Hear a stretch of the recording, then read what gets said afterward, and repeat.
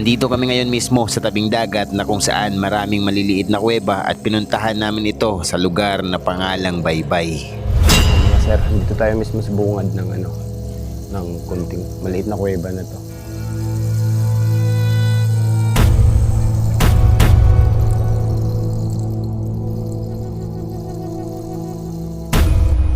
At sa pagkakaalam ko, marami pang kuweba dito malapit sa area. Pero ito ang pinakamalapit kaya ito ang papasukin natin ngayon. Patay.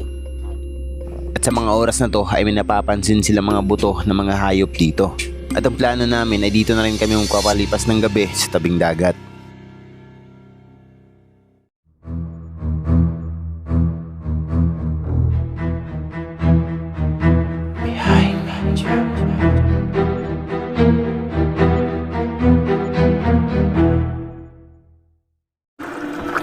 Bago namin marating ang lokasyon na to ay naglalakad muna kami galing sa Barangay Bitoon patungo sa Daungan at dumaan na rin kami sa pangingisda baka sakaling makakuha.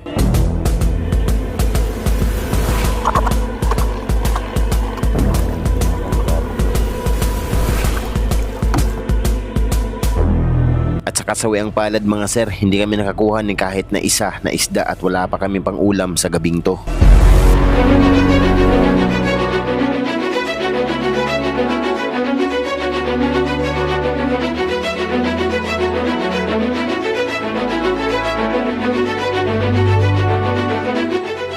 At nagpatuloy na lang kami patungo sa direksyon na aming pupuntahan at susubukan namin maghanap ng pwedeng maulam dito para ngayong gabi.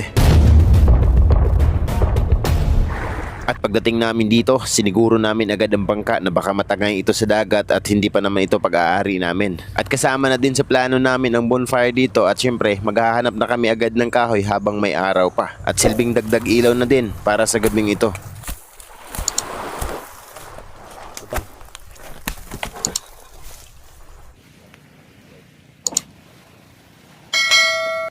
So mga sir, dito na tayo sa lugar na kung saan gusto natin puntahan. Dito banda yung yung kuweba na pasukin namin mamaya. So itong lugar na to, so very familiar to para sa akin kasi dito kami nakatira dati, dito ako lumalaki, dito ako naglalaro. So kaya kabisado ko na tong lugar na to. Itong bahay na to, abandon ng bahay, ito yung pag-istihan namin ngayong gabi. Kasi walang mas malapit na bahay dito sa area na to. Wala siyang saktong sahig at walang dingding. Kinukuha na siguro ng mga tao na pumupunta dito. Kinukuha na nila yung mga At least may pa rin, may bubong kahit papaano. At dahil malapit na sumapit ang gabi, ay naghahanap muna kami ng mistulang ulam muna namin pansamantala.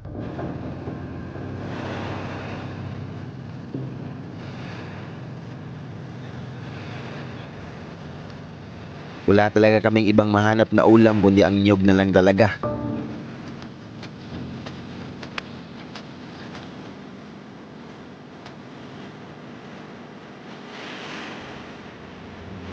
At may isa pang paraan na para makaulam kami ay kung saan mangunguha kami ng blue crab mamayang gabi. At sinabay na rin namin pag-asikaso ang pagsaing ng pagkain para sa hapunan. At dahil wala kaming saktong tubig na dala at malayo ito sa barangay, kaya't ginawa na muna namin ang diskarting pangbundok. At ang ginawa naming sabaw para sa bigas ay itong silbing tubig sa buko.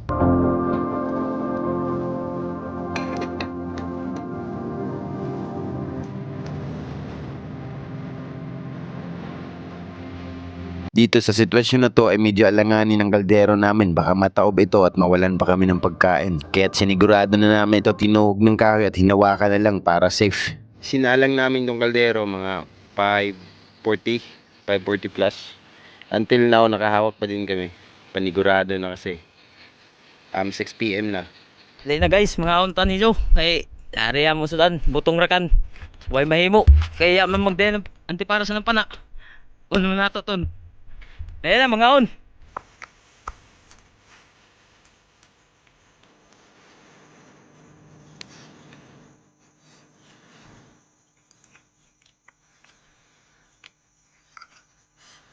Mukbang butong.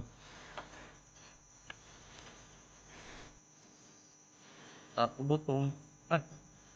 Kub ta boss, way sudan. Kaon. At pagkatapos namin kumain ay naghahanda na kami upang bundahan yung kuweba na sinasabi ko. Ang mga kuwebang ito ay hindi masyado malaki at sabi nila ay marami pang kuweba dito na area kahit lilibutin pa namin yan sa susunod naming video.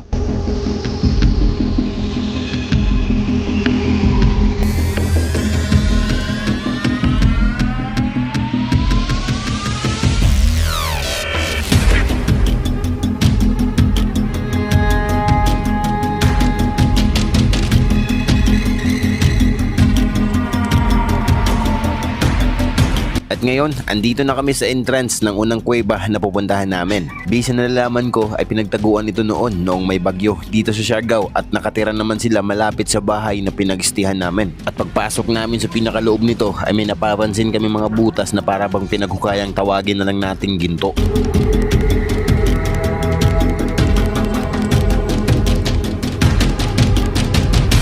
Medyo kinabahan ako sa ginagawa ng kasama ko na baka may ahas sa loob na bigla ng manuklaw. Ang kuwebang ito ay medyo mababaw lang kaya't minatili na rin namin lumipat sa kabilang kuweba na medyo magkatabi lang.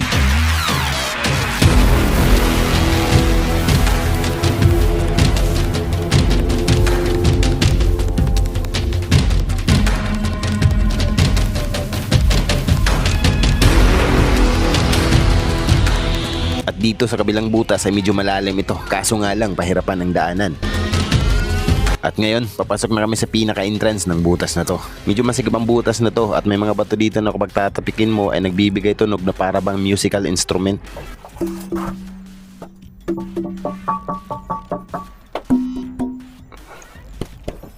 Great check sound.